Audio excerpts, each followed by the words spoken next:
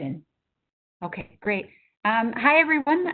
Thank you so much for joining us tonight. Welcome. I know it's around dinner time and the workday's ending, so we really appreciate your participation in this webinar, which should last about under an hour.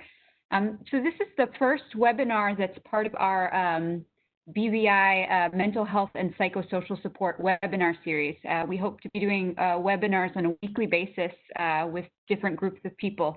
And this is all part of a project that the Pan American Health Organization, we call PAHO, has with the British Virgin Islands that is supported by the Caribbean Development Bank. The project is on strengthening mental health and psychosocial support in disaster management and building resilience in the British Virgin Islands. And so tonight's webinar will focus on basic psychosocial skills, specifically for shelter managers. We will have a presentation by Dr. Claudina Cayetano, who is the Regional Advisor on Mental Health at the Pan American Health Organization. And then afterwards, we'll have a little bit of time for questions and answers. So without further ado, I'm going to present Dr. Ivan Innes-Springer to give some welcome remarks before we go into the presentation. Thank you. Thank you so very much, Amy. And thank you to all of our shelter managers and those who are interested in partnering with us on this very important volunteer opportunity. I just want to very quickly bring apologies from Dr. Potter, our Chief Medical Officer, who is actually in Cabinet right now. We had a special meeting of Cabinet where we are presenting, as usual, on the status of our COVID preparedness and response activities. So he is still in Cabinet now working through on the various initiatives. So he has asked that I just bring apologies on his behalf. The full launching of the project is going to come a little bit later in the week, in the following week. So we will invite you to also be part of that. But what we wanted to do was to very early, as part of this project with the capacity building initiative, is to provide an opportunity for persons to not only to be able to identify the signs in others, but also for them to be able to self-identify if you would need any assistance. And this is one of the things that Dr. Potter is very, very passionate about, that in terms of you being able to help others, you of yourself need to be able to figure out what's actually happening with you and to see if there are any triggers. And coming out of Irma and Maria in 2017, we know that those were one of the areas that came out very strongly. And for us within the Caribbean, the whole mental health and psychosocial piece is one of those unspoken things. And so persons tend to shy away from actually sharing about their any conditions that they may have or any feelings that they may have in this area because of any of the stigma that may be associated with it. So with this webinar series that is not only going to be for volunteers and emergency responders, but also healthcare workers as well, it allows us to first to unpack and to kind of put that stigma aside. To the same way you're able to say, you know, I'm feeling unwell because I may have the flu or I may have the cold or, you know, I may have diabetes or I may have hypertension, that if you're having some type of psychological challenges, that it's a safe space for you to be able to share that without any stigma. So we're trying to unpack it, and with being in emergency shelters, we know that with persons being displaced because of their homes may have been damaged and having to seek alternative temporary locations, that they may also be in may also have what could present as some psychosocial challenges. So we wanted to have a space where you can ask questions and feel very comfortable that this is a safe space that you can get the answers to those questions that you may be lingering not only in the back of your mind, but also in your forefront as you go ahead to be able to partner with us in being an emergency shelter manager not only for 2020, but we are hoping that this is something that we can build up a sustainable partnership.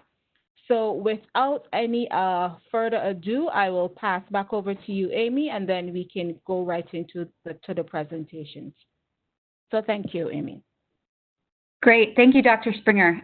So next we'll have our presentation from Dr. Claudina Cayetano on basic psychosocial skills. Dr. Cayetano, would you like to introduce yourself first? Of course, sure. Thanks very much, Amy. I'm really pleased that we have this opportunity to conduct this webinar. Thanks for the warm welcome, Dr. Springer, and actually appreciate. I know that Dr. Potter would have liked to be here with us, but you know, I'm sure he's assured that you did a great job on his behalf, and it's always good to collaborate with our colleagues from BVI. My name is Claudina Cayetano, and by training, I'm a clinical psychiatrist with a background in public mental health. And so I work with PAHO as the advisor for mental health, and I'm stationed in Washington. So Amy and I, we share, well, not now because of COVID, but when we were in the office, we work at the same building. And I have had the opportunity to work, to visit BVI. And so I know the importance of having trainings to be able to support the work that you're doing. And thanks for taking time to participate with us this afternoon. We'll try to make sure that the sessions is short. We don't want to make it any, too lengthy. We want to make sure that it's less than an hour, because we are, as Amy was saying, this is the evening, the end of the day. So we're going to be looking at I want to start with this presentation on when 2020 started. I'm sure a lot of you had different plans for 2020. And if you reflected on that, and of course we know that the hurricane season was coming. That's something that we always expect in the Caribbean. We expect the hurricane season. So we know from June to November. And I think from 2017, because of the experience with Irma and Maria, people in the island, I think in the BVI, are becoming alert much more alert now about the hurricane. So this may happen June to November, but we were not expecting COVID. Am I correct? None of us had any idea that COVID was coming and how much of impact it was going to make in our lives. So up to March, it's almost 6 months now. Yeah, March. That we have been struggling with this, and that it has been declared a pandemic since March 2020. So it clearly has changed our lives. It clearly has huge impact in everything that we know, what we consider was normal. So this is why it's so important that we take time to be able to do some training and build skills. And I know you, as volunteers or managers, shelter managers, you give yourself to be able to do this job. So we definitely appreciate that you're doing this thing. So this training that this webinar is using these guidelines from the probably you heard of the ISC group, which is the Interagency Standing Committee. So there's an ISC reference group for mental health and psychosocial support in emergency settings. So this ISC Standing Committee has different, they have different leads. So, and they are, so this particular one for mental health, and they bring together different UN agencies from IOM, from UNICEF, WHO, Red Cross, all of the agencies together, all the humanitarian agencies, they get together. So this is how this guide was developed. So this guide is similar to the psychological first aid, a little different, but it's similar to that one. It's more. This is more for a pandemic. So the length of the training is almost half day. This is a book. This I think is about 20-something pages. So we're going to condense this into, if possible, into just half an hour. Okay. So it's but you will have, we're going to send this presentation to Dr. Springer so you can have a copy of the presentation, and this is the link to access the document. So you can access the document, you can download the document. There is also a video to this document, so you will be able to have all that material. And as I mentioned, it also has been, I think it has been translated to I don't know, maybe like 20 different languages. So it's a very popular publication. The content of this guide, this tool, is it's divided in 5 modules. So one module is well-being. The second one is supportive communication in everyday interaction, offering practical support, supporting people who are experiencing stress, helping in a specific situation, and of course there's annexes for providers, for supervisors, and what kind of resources that they may want to access. So that's the content. So this is what we will try to do in a few minutes. The aim of the training is to learn what basic psychosocial skills are, to learn how to use the basic psychosocial skills, and when it is during COVID, in a hurricane season during COVID response, and to help others to feel supported. This is the aim of the training. We did an introduction, we introduced ourselves, but perhaps it's an opportunity, Amy, if it's possible for us to have our participants introduce their name and maybe just to tell us a little bit of how long they've been working, if they have access to a mic, and where are they working? Okay, I've unmuted everyone. This is dangerous. Dangerous.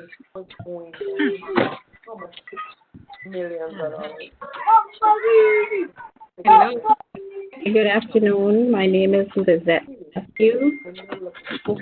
Signed on as a shelter manager. They know how to draw back. For long since you've been doing it, maybe if you were just talking about yourself? I just signed on. I did it previously, but that was a lot of years ago. Thank you. You're welcome. Good afternoon. My name is Tammy David, and I just signed on to become a shelter manager as well. I know that. And I'm from the British Virgin Islands.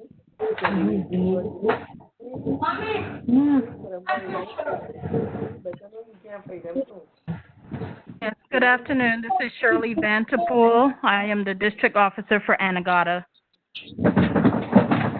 and part of the resilience team.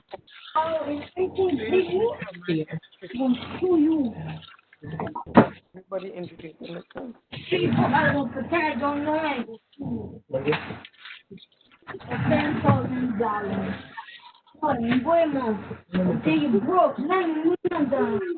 With the next person to be called name is Selena or everyone Cortes. Hi, good afternoon.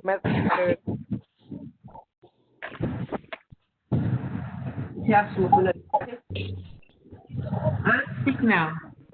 Watch it. Nadine. Good afternoon. Good afternoon.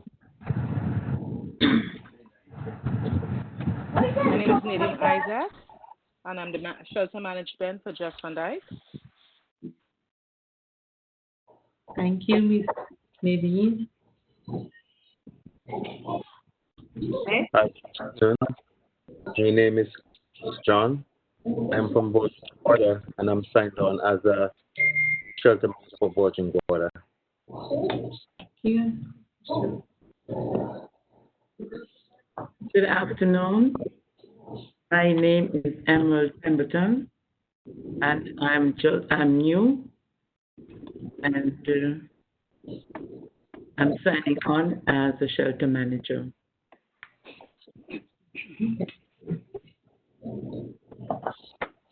Good afternoon. I know that voice. My name is Sandra Harrigan, and I'm just signed on to be a shelter manager. I'm new. Thank you, Sandra.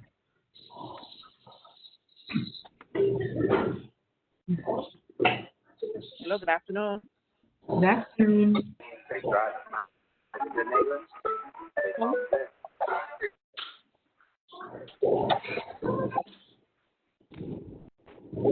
Good afternoon. My name is Denise Johnny.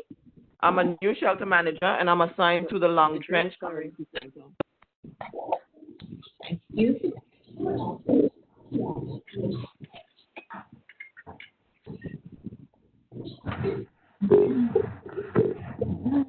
Okay, do we have almost everyone? Maybe? My name is Darren Phillip, and I live in Brooklyn, Florida. Recently joined the shelter management group. Good afternoon. My name is Gloria, and I just signed on to be a shelter manager in Baltimore. Good afternoon.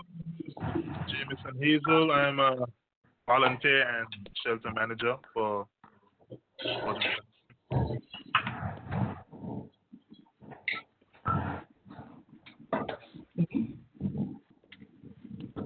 Great. So I guess we have almost everyone.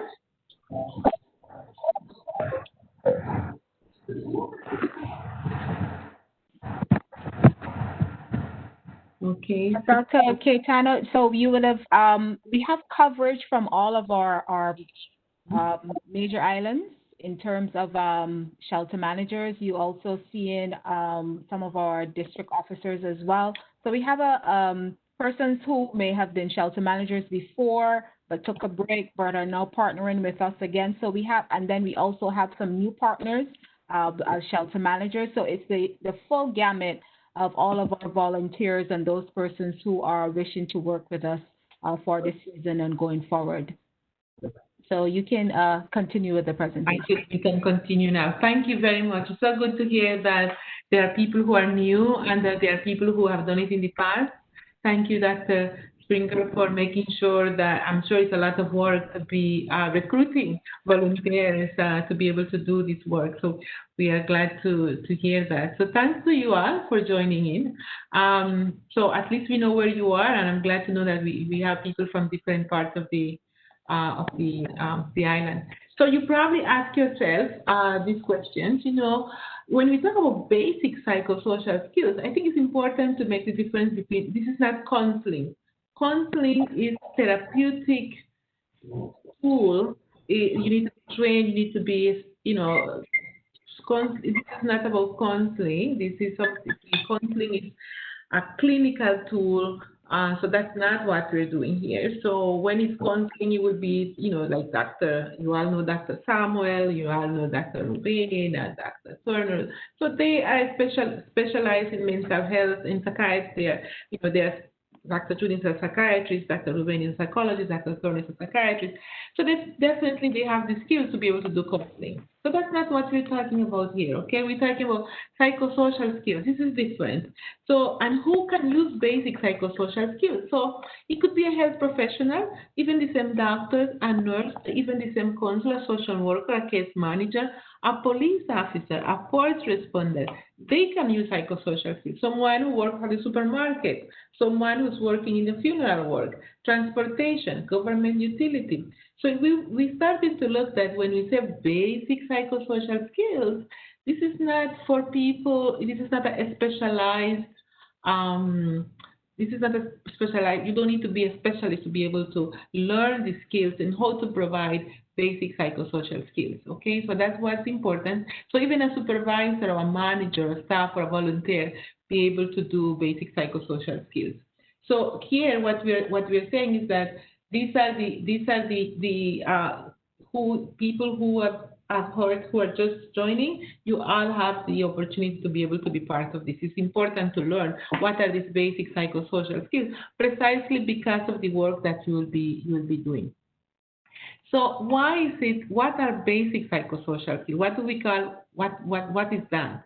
So these are the core of supporting others to be able to feel supported. This can be used to support the well-being of those who you come in contact with people. So you want to perform your job good, but to perform your job good, you want to be able to know how to do it in a way that you respect their privacy, you respect their human rights. So it can be used by anyone. That is what we're saying here. It can be used by anyone. So what is it?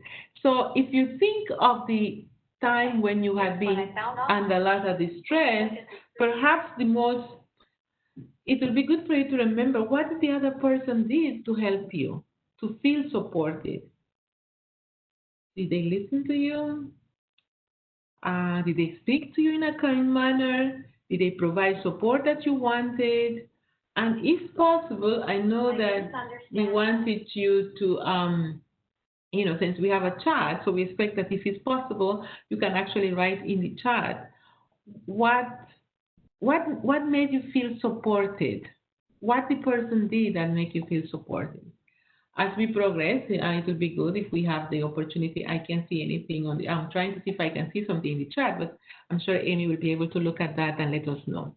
So, what are basic psychosocial skills? Everyday interaction, helping others to feel comfortable with you, listening and communicating. Is the practical support. So we're talking about providing practical support, linking with other organizations, helping people to manage their own problems. So we're not going to solve the problem for them. We're going to help them to be able to empower them to solve that. Using listening and communication skills, encouraging people to help themselves, providing suggestions to help them, and helping those who are seriously distressed. That's what a psychosocial skill is. So in your role, it's important. So so we're saying that why are basic psychosocial skills important in hurricane season during the COVID pandemic? So these are very important because we are encountering, as I mentioned at the beginning, unusual circumstances. So it becomes very much relevant to know what that is. So in your role, so before going into why this is relevant, I think it's important. People always say, how about me? How about the care? So part of this training is also the importance of you in your role, that you need to take care of your well-being. Okay. So in your role, why it is important to support the well-being of those in your community during COVID? Why do you think it's important to do that? So we could again, that's something we want to be able to encourage you to write, or maybe just to reflect on that. So why? Because most people will feel stressed during COVID pandemic, especially during COVID and hurricane. People will recover better when they feel supported. You know that when you're signing to do this job, you can make a difference to the well-being of people through how you interact and through how you communicate. So it is very important that when you do this job, you communicate, you keep that in mind, that the way how you're doing it, it helps to feel others supported, to feel other people feel connected. That's what we're looking for.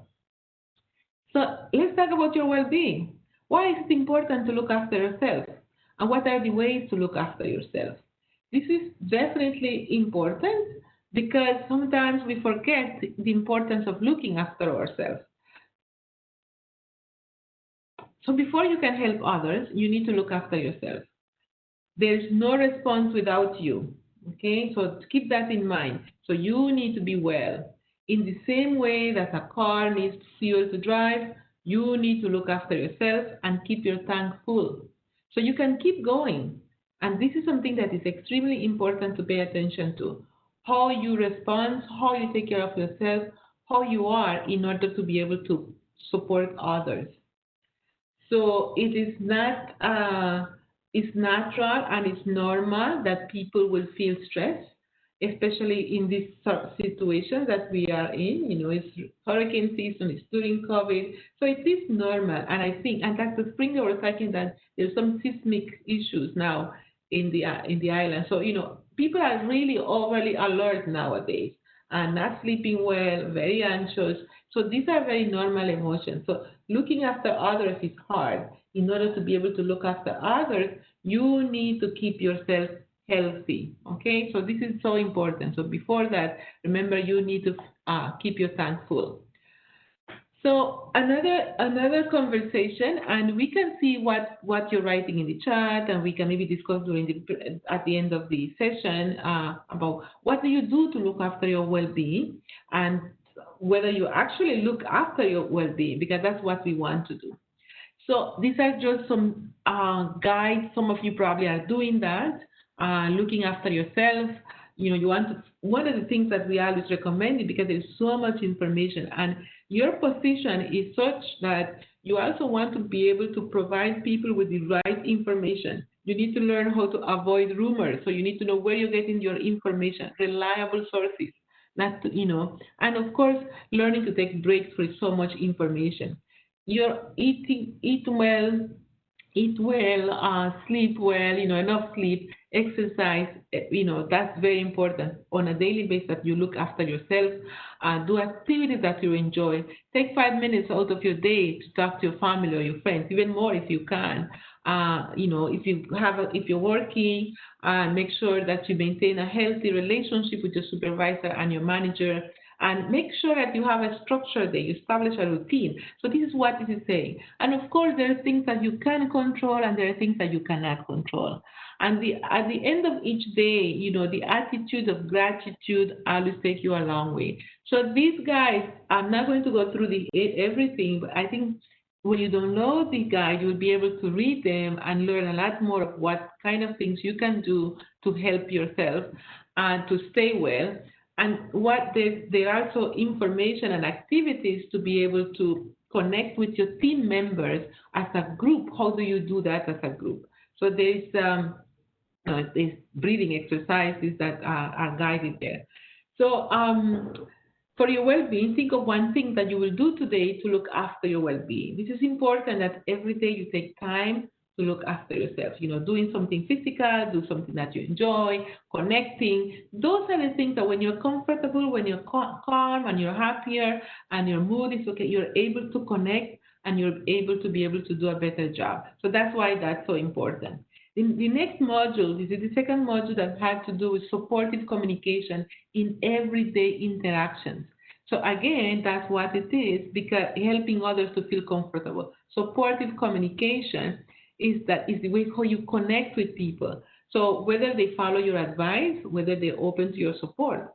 And it's also very important that if people trust you, so the issue of building trust is important. The more supportive someone feels, the better their physical and emotional recovery will be. And that has to do with how you do your job. So I think this is something important.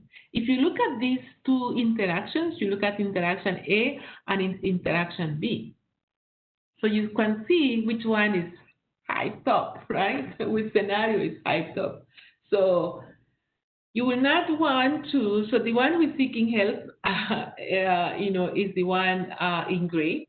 The one who's providing help is the one in blue. You don't want A, right? You don't want someone who's charged. When you look at scenario B, there's a you know, they're sitting, they're calm, they're relaxed. So it's different. So this is how our interaction is so relevant in terms of how do we help people to feel comfortable. I'm not going to spend time in reading all of these everyday interactions since we are going to be sending them to you. But I think one of the things that sometimes we think is that people are important not to pressure people to speak, okay? It's very important that how you introduce yourself, your tone of voice. It's important that you too are comfortable in speaking. And of course, with the COVID these days, physical distancing. Remember, it's not social distancing, it's physical distancing because we are emotionally connected. And so very important how you are in terms of, you know, like we said, don't crack your arms, don't look down on the floor. You know, you want to be able to maintain eye contact. And you don't assume that people want to talk to you. and that the person is comfortable speaking to you. And you don't also, as I said, we don't want to pressure them, okay? Don't push them to do that. So what are these active listening skills? We want you to learn to listen with your eyes, to listen with your body, to listen, to be a supportive listener. Listening actively, really try to understand what the person is saying. Let them talk, remain quietly, and then until they're finished. So they walk you through this. So it gives you what are the guidelines in terms of, when you listen and you're open and relaxed, and they, how do you actually reframe what the person is saying to you by repeating that to them and making sure that you understand what they're saying. So, so you see, for example, the scenario here is saying, you say looking after your children while working can be overwhelming. And you ask for clarification. If there's something you didn't understand, I didn't quite understand what you said just then.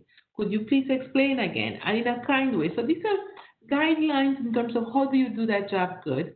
And of course here, maintaining physical distancing, that's definitely important. And the words that you're using, how you use your words, whether you understand, whether you acknowledge and you want to be able to get more feedback. And clearly body language play an issue here. Your facial expression, your eye contact, your gesture, the way how you sit, the way how you relate to the other person. So if we were doing this training face to face, normally what I like to do is I like people to sit together to show them how do you do that, how do you sit sometimes, how you angle yourself, because you don't want to be confrontational. So you don't want to be like, in the person's face. You want to be able to have a bit, especially now with COVID, you want to have a distance, but not say, angle that. So definitely important in how you're supporting people. And of course, now we have to remember that you have to wear your mask, and that's also part of protecting yourself. Supportive, this is an interaction in terms of you will be able to read that, how the person is calling and trying to get support. There's an audio you can listen to, and even if it's by phone, the way how it's done in a way that is providing support, is allowing the person to express emotions, to cry, and then, but at the end, it was an excellent interaction. And so even if you're doing it by telephone, by remotely, you can still be practicing supportive communication, because you want to be able to be, especially when you're doing by phone, they cannot see you, but they can hear the tone of your voice.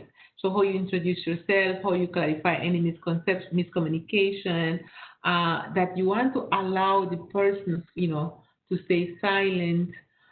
You want to be able to make helpful comments to normalize the silence, and you want to minimize disruptions, okay? So these things are important. Oh, see, there's a break here. If we were doing the training, so we'll take a break for 10 minutes.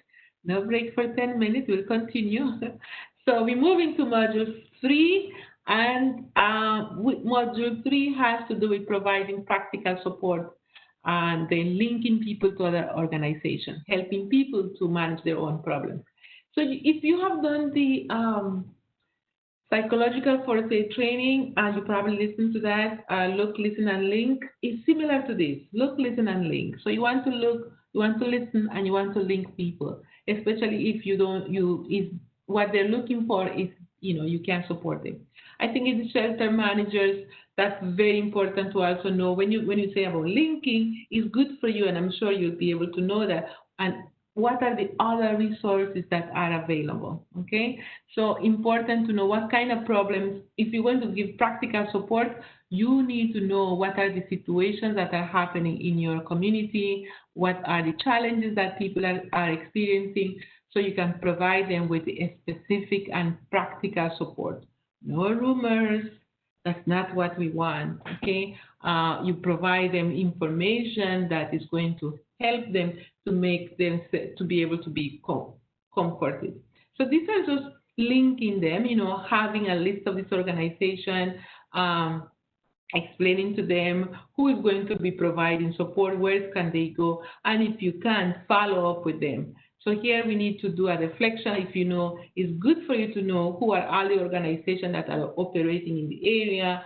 You want to also know that if these organizations are following the recommendations from the government, from the ministry. In situation of emergency, there's so many people coming to work providing support. Sometimes we don't know who they are, so you also don't want to send people to anybody that you don't know what they're doing and whether they get the permission from the government to be there. So that's very important to have that in mind.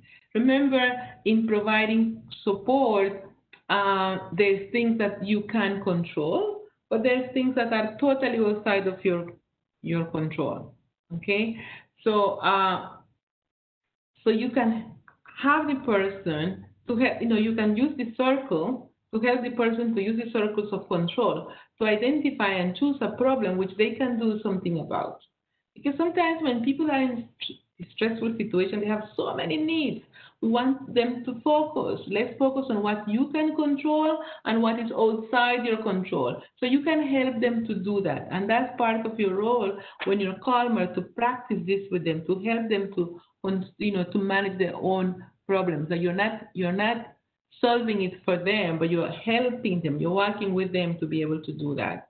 So helping people to manage their own problems, you encourage them to think different alternatives, getting different options. And so once you do that, then you help them to choose which one will be more relevant to them. How will they do that? So that's what we mean about practical support. But it's them doing it. You're just guiding them to be able to do that and helping them to see if there's anybody, any family members, any friends, and So you take time to do that. Helping others to manage their own problems when you're providing practical support. Sometimes, we think we want to solve everything for everybody else. And here what we are looking for is for people to come up with their own answers. It makes much a difference for them rather than, if you have to be telling them what to do. Most times, perhaps they won't even do it, what you recommend. But if it's coming from them, it makes them feel much more in control. It makes them feel more comfortable. So emotional support is use your listening and communication. You encourage people to help themselves, provide suggestions to help them, helping them, those who are in serious, it provides seriously distress. So emotional support, that's what it is. It's also good to know not everyone needs it or wants it at that moment. So you don't want to be pressuring people, but you want to understand who may have reacted differently. So let's say in your community at this point, you probably know how have people reacted, let's say, to COVID in your community. And how have they reacted? And it's important to understand that everyone have the same reaction. We are not all the same. Each person have different reaction. So emotional support is when someone is experiencing stress, and each one experiences stress differently. So some people, they get sad. They have physical signs. Some have more like cognitive signs. Some have more emotional signs, or some behavioral signs. So emotional reactions will be like feeling sad, angry, or scared. Behavioral reaction is lack of motivation, avoiding doing things, becoming irritable, violent. And then they have people who have more physical reactions. So the physical would be headaches, backache, difficulty sleeping. So it's very important for you to appreciate the difference in how people experience stress and how you too experience stress. Because if you're not aware of yourself, then it becomes difficult for you, because then you'll be angry, miserable, irritable. We do not want you to provide support if you're feeling angry, if you're irritable. You need to know what your signs are, and that you need to know how your body responds to stress. So not everyone, as I say, responds the same way. So when someone experiences stress, this is when you want to be able to listen and using your communication skills, okay? How you listen, how you show them that you care. That's very important. And then you want to encourage the person to think of something they can do to feel better. One of the things that we tend to recommend is that, remember, people have experienced so many adversities, and they have experienced different stressors before meeting you. So there's a possibility that they have known in the past, they have solve their own problem. So you may want to ask, what has helped you previously when you have felt this way? What do you currently do to help yourself feel better? Is there anyone who can help you? Are there activities you used to enjoy doing what you can do now? So the idea is that you are guiding them to think that they have the answer, they can do something to help themselves, okay?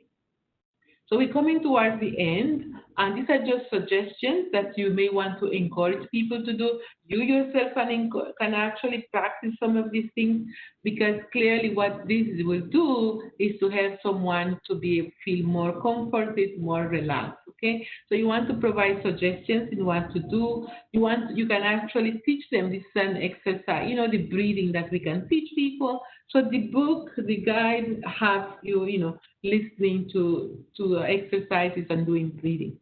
Now, it's also important to recognize when someone is seriously distressed. So it's different. When someone is seriously distressed, the difference here is that you want to stay calm, and it's not the same dealing with someone, especially over the phone, if they're seriously distressed. So if you face-to-face, number one, we always recommend, and I'm sure Dr. Springer will agree with me and Dr. June Samuels, that number one, you're working with people, safety is first, okay? You make sure that the person and others are safe from harm. If you're feeling unsafe, you leave and you get help. We do not want you to put yourself in situations that are dangerous. Your safety is number one. Introducing yourself, staying calm. So these are practical skills that you can do, and how you can help people to regain control, how you could provide information, the importance of staying with the person, and if they need a specialized support. So this is, and it's also important to know, some people may need a little bit more support than others, if they start, they have issues with feeling helpless or hopeless, so they may need a little bit more than that. So people who are at risk of, experiencing violence or discrimination, people who may be being stigmatized, or because of they are in a particular group, or, we know that there's issues for LGBTQ, minorities, foreign, people who are not from the same culture, older people. There's so many different people that may need additional support because of their vulnerability, because of their conditions. And this is an opportunity, again, I think it's important that we keep that in mind. And sometimes people who have difficulty accessing services, so people who live alone or who are migrants, so all of those things are important. So here we want you to do a reflection. How are you most able to support others? Through everyday interaction, through providing practical support, providing emotional support. So this is what is the psychosocial skills, okay? It's you based on your interaction, providing practical support, providing emotional support. This is the reflection that I think is relevant to do when you're thinking of providing psychosocial support, is by your interaction with people. It's how you support them, how you listen to them, how you connect with them. So these are the more important points. So we finished with the training. This is, as I mentioned, this is something we could do in half a day. We did it now in, I think we did it quite well.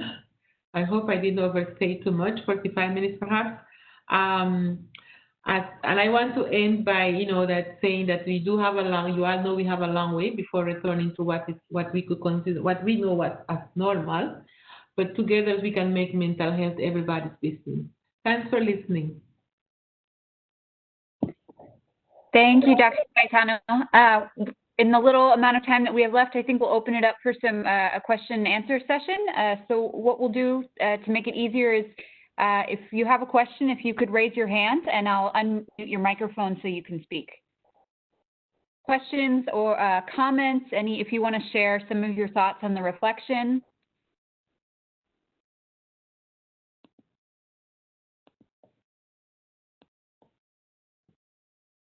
And there's some hands that are raised. Sharon Ford has raised her hand. And unmute her. She's on mute. Go ahead, you're unmuted now, Miss Sharon.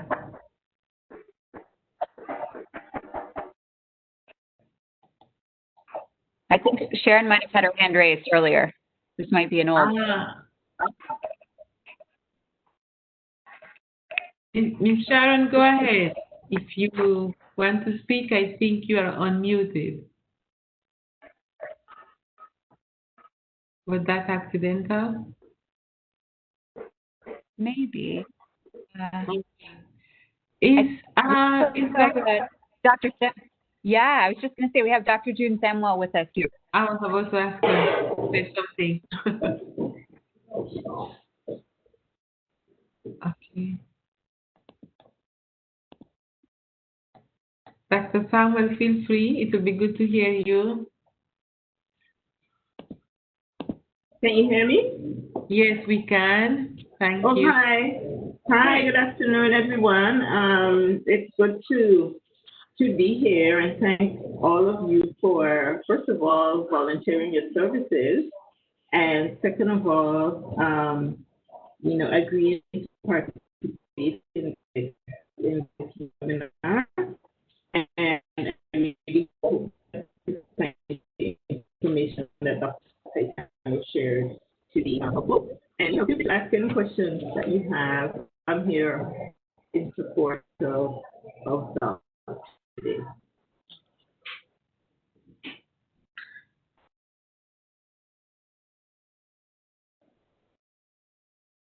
If I may, Amy, I just want to just ask the persons who are going to be volunteering with us, or before I ask that piece, some of our old shelter managers, not necessarily in age, but persons who have been with us for a while. So I'm seeing Rashurma, I am seeing Donette. I don't necessarily want to put them on the spot, but if they can just based on the COVID-19 environment that we're living in now and some of the challenges that we may have seen from 2017 season and even before, what do you think are some of the issues that you may potentially have to encounter as a shelter manager, where you would have to really dig deep and to ensure that you provide some basic psychosocial support using some of the techniques that Dr. Caetano would have shared in the presentation. So Rashurma or Donette, if you're in a position to speak, or even some of the others persons, I'm also seeing Sally online as well. Not meaning to put you on the spot, but those are some of our shelter managers that have been with us and stood the test of time. I'm seeing Rashurma, she's the first one on my list, and then Sally. So I don't know if you want to share your perspective. You can unmute them. Are they unmuted? Yeah. I just unmuted Rashurma and Donette as well.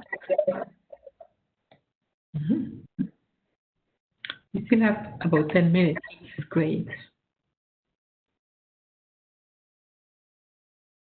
Sally, I think she was saying Sally too. Okay, I'll unmute Sally.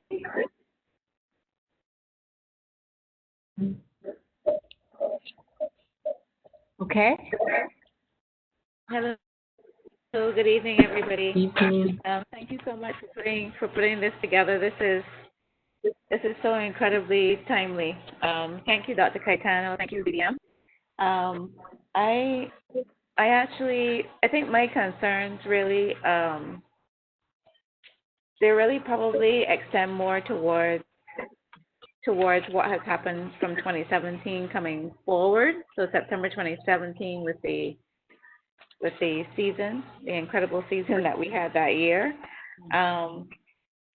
And I think one of my concerns more is the fact that persons generally are not, they're just not talking, they're not communicating. So I think the concern is more about not necessarily what will happen in the shelter situation, but the fact that they will come into the shelter situation bringing a lot of baggage with them, baggage that has been added to now because of the COVID situation because of, and in those who were in the COVID situation, there's so much that's wrapped up in that. I think Dr. Caetano, you alluded to quite a bit of it. We're talking about job losses. We're talking about different stresses because, you know, persons are maybe members of a different sections of community. We know that there's a lot going on in the news right now in terms of the BVI situation in particular, with you know, various protocols are being put in place due to work permit holders, work permit exemption holders. There's a lot that is happening right now. So when persons come in, and this is on top of what happened since Irma. I know of a couple persons on Virgin Gorda that just recently put their roofs back on their house within the last 6 to 8 weeks. You know, and we're still dealing with persons who still, you know, who get a terrible negative effect when there is excess rains or heavy rains, as rarely as that happens on Virgin Gorda, and very windy situations. There are people that have adverse reactions. So I did join the session late, but I just wanted, I think mine is more of a comment. I don't have, it's anything else but just observation. I don't think people are talking enough, and I'm really happy for this opportunity to find out exactly how, when persons do need help, that we can recognize that they do, and what we can potentially do to help. So I'm really grateful for this. Thank you so much. Thank you.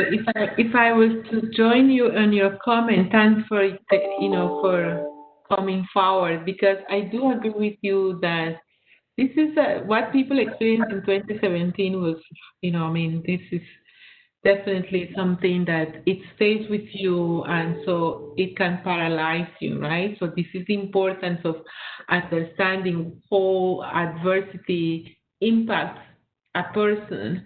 And then because you're volunteering to be part of this group, people may come to you, and if they don't come to you, you can also have the eyes to be able to see them and so that know that they're not doing well. They are stressful, and perhaps they're not even aware of that. And for us in working with you is to be able to guide, provide the opportunity to bring in what are the skills that are needed, how do you support them. I know with Dr. Springer and Dr. Samuel, this will be a series of webinars. So that's why you see the MHPSS webinar series. So we want to do other topics that will help you to do your job better. So I like the question. I think there will be another person that is going to be speaking, so I prefer to give them the chance.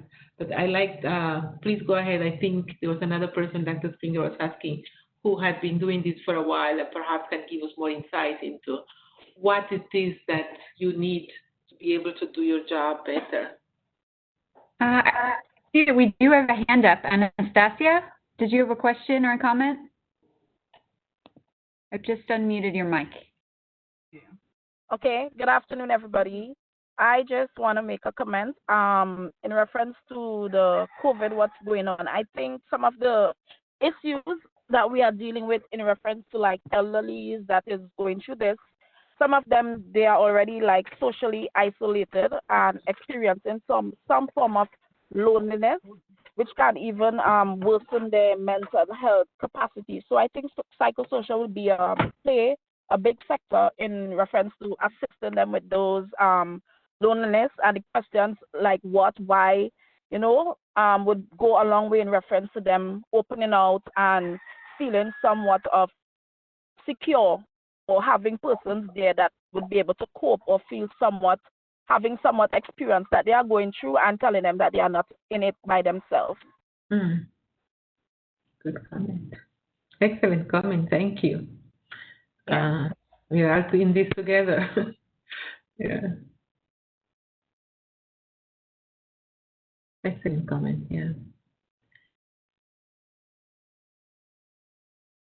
Now, Sally has her hand up, so I'm going to unmute Sally. Thank you. And feel free to open your camera too if you want to, your video, not a problem, okay? Okay, thank you. I just wanted to support what the last speaker said. The persons on kind of like either end of the age spectrum, I'm on Virgin Gorda, and you can see things very, very easily here. The population is probably between, I don't know, 3,500 to 4,000 people. Not sure if it's that high now since the storms and since COVID, but you can very easily see what the challenges are here. So for me, my comment would be not only the elderly, because they have been obviously suffering from physical isolation because they're in one of the categories that's very vulnerable, but also children. Very concerned with what's happening with children right now. And you know, there's because there's so much, we talk about being in an age of uncertainty and whatnot, and I'm not saying, this is not meant to be a comment that's critical of anyone, but sometimes I find myself saying to my children, generally I just simply don't know.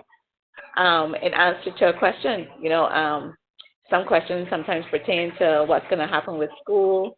By this time, my girls, they usually want to get themselves sorted. They know when things are going to start, school is going to start. They want to plan getting their school supplies, etc. And we've been doing those things. But when it comes to certain other questions, my answer is usually I don't know. And that's not usually a question. I usually can say that, but then I can say, but I'll get the answer for you. But in this particular case, that sometimes is my only answer. And I can only say to them at times, this is the best decision that I can make for this particular moment. If the situation changes, because things are changing, things change rapidly with this particular challenge, we may need to adjust ourselves very, very quickly.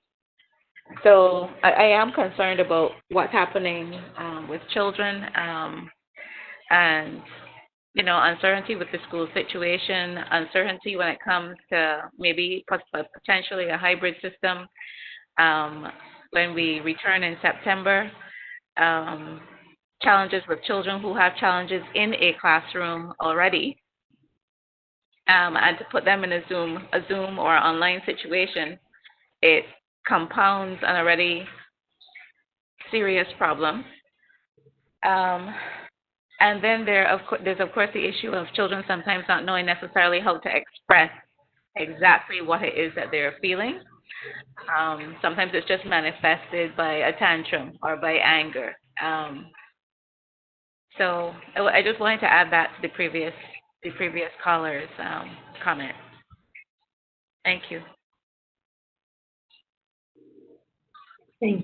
Thank you. And that's a very tough situation, because as a parent, you want to be able to have the answer and be the rock and support your children. But I think now this is a situation where we are all there's a lot of uncertainty. I do agree with you that the focus on COVID is physical. We focus on the physical part, right? We focus on the elderly because they're high risk. But we need to think about the children and the adolescents. That's what the children and adolescents too. Because it does bring a lot of uncertainty, and they can have regressive behavior. Maybe that's something that we know that this is something we want to have another topic. And Dr. Samuel, I think we talk about education and returning back to the schools and how do we provide some kind of guidance. We've been working with teachers in terms of school, like mental health literacy, how the teachers can be keen to look at symptoms or signs that children may have that, they may think it's just that because they're misbehaving, but it's actually because they're having a lot of anxiety and they have some kind of behavioral problem. They consider them as having behavioral problem, but actually the kids are under a lot of stress, and that's how they express their stress. So it's always important to know that these children too have difficulties with this. You're quite right in what you're saying, and there's things keep changing, but we need to make sure that you get your information from good sources, from the government website, WHO, PAHO, CTC website. When you know, you don't know. When you know, you do know. We have a publication we can share with you, My Hero is You, which is a nice publication for reading to children between the ages of 7 and 10, which has to do about, giving them information on COVID. So perhaps that's something we can actually send as part of the course, just some more publications that we have to help parents in coping with this situation. Thank you. And I think 30. One last comment, maybe Rashirma, I'm going to unmute that mic. Rashirma? Hello, good afternoon to everyone. This is very, very informative, and I appreciate this session. As being a past shelter manager, one of my concerns are for shelterees. They most of them go through PTSD, and they want to vent and reach out and cry and hugs and all of those, and of course COVID won that as well.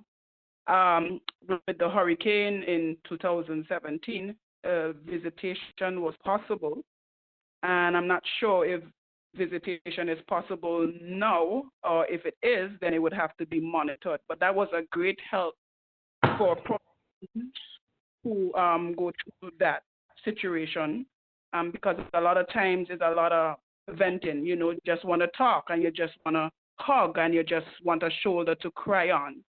So factoring COVID in a shelter right now and still trying to counsel, it's somewhat difficult.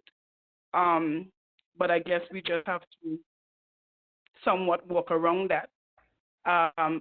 Past sheltering, they used to have volunteer counselors would come in ever so often, and that would be a great, great deal. But now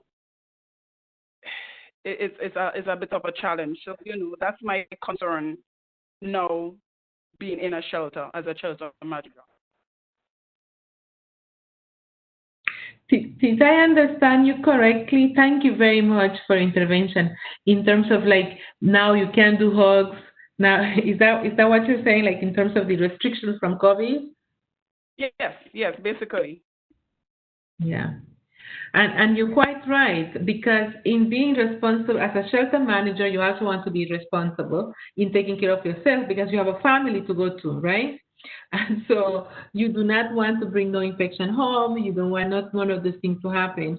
So you need to be very careful and aware of the public health measure, no touching, no hugging, and those kind of things. And this is why I do agree on the importance of psychological skills, like what you want to do, how do you support people without the touching, without, and so that's why we're doing this, because it can put some tension on you in doing your job, especially if you want to do your job good. So you want to be able to know how to handle stressful situations, how you could deal with situations that are very sensitive, and with kids that.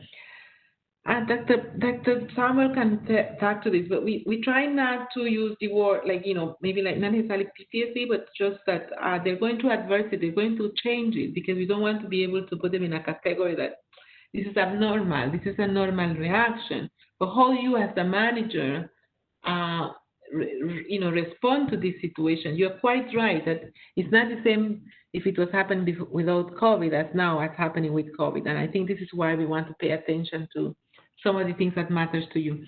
I would recommend that you also put in writing together with Dr. Springer. You can put in writing what other topics you think are important, that you will need more information, about kids and the reactions, or I don't know, but whatever you think that it will help you to do your job better, because we want you to do your job good, and but we also don't want you to be under a lot of stress. So it will be good that you learn how to deal with people, that there may be other things that are relevant for you in this. Okay, so that's okay with me. Thank you very much. I think it's almost past the hour, Amy. Right. Yeah. Thank you, everyone, for coming. I just wanted to remind you, I wrote in the chat that we would greatly appreciate your completing a very brief survey for us on an evaluation of this webinar. So as soon as we close the event, it will be sent to you automatically. And it's around 10 questions, so it should be pretty short. And just to echo what Dr. Cayetano said, if you have any follow-up questions for Dr. Cayetano, feel free to share them with Dr. Springer, and they can come our way and we can answer them. And also any topics you think might be helpful for future webinars, let Dr. Springer know. Or Dr. Samuel too, right? Because they're both with us. Exactly. Yeah. So thank you again for coming. I hope that you've enjoyed this webinar, and we hope to see you again soon and do some webinars in the future. Dr. Springer is doing the vote of thanks, or Dr. Samuel, I think. I'll yield to Dr. Samuel. I'll yield to Dr. Samuel. Okay.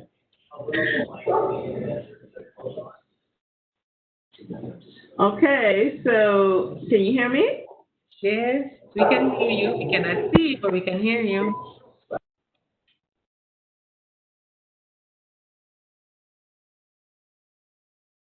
We lost you. Okay, so let me say on behalf of the Ministry of Business.